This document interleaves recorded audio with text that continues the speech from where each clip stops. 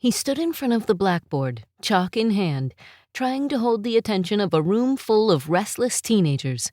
It wasn't easy. The students were more interested in the ticking clock than his lesson about literature and stagecraft. He could feel their boredom, and, at times, his own creeping in. I remember staring at that clock. He wasn't a bad teacher. In fact, his students liked him. He cracked jokes, told stories, made the class laugh.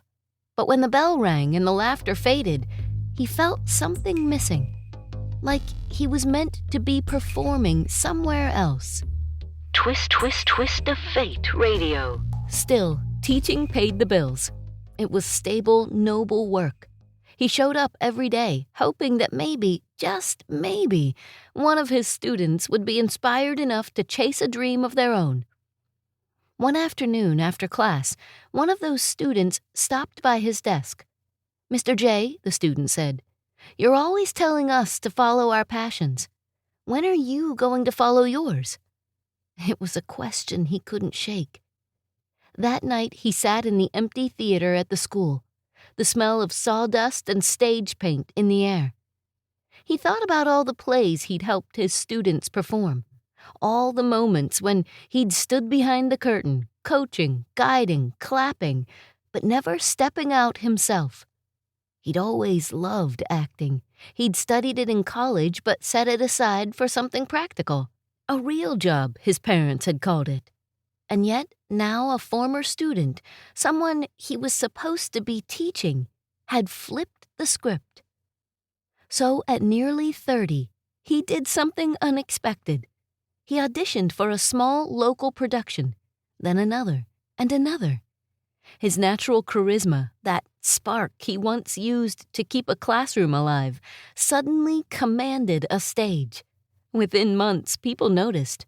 Within a year, he was accepted into a respected acting academy, trading lesson plans for scripts. His journey wasn't easy. There were lean months, small paychecks, and more rejections than he could count.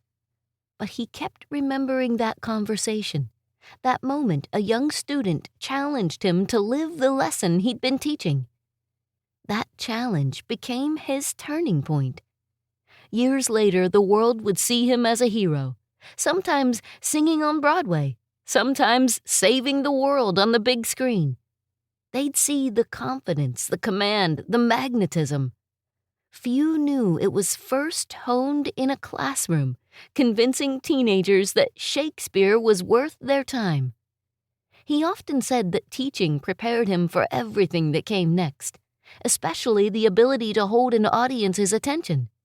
"You can't fake it in front of 30 teenagers," he once joked. "If you can connect with them, you can connect with anyone." That former student?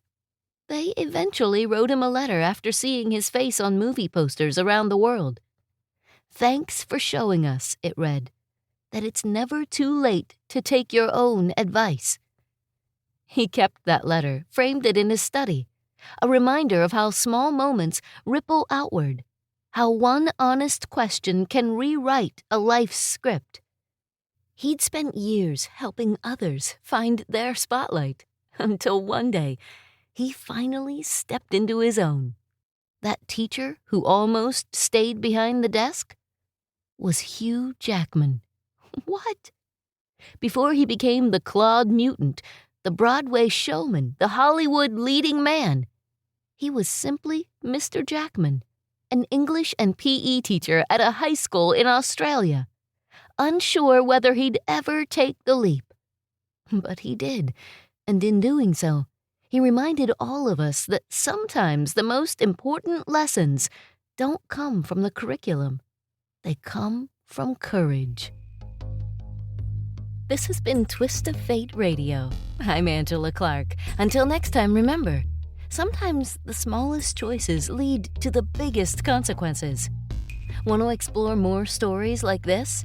Visit twistoffateradio.com. There you can read more details about this story and others like it. Plus, you can submit your own Twist of Fate story to be considered for a future episode. You never know what twist of fate is coming next.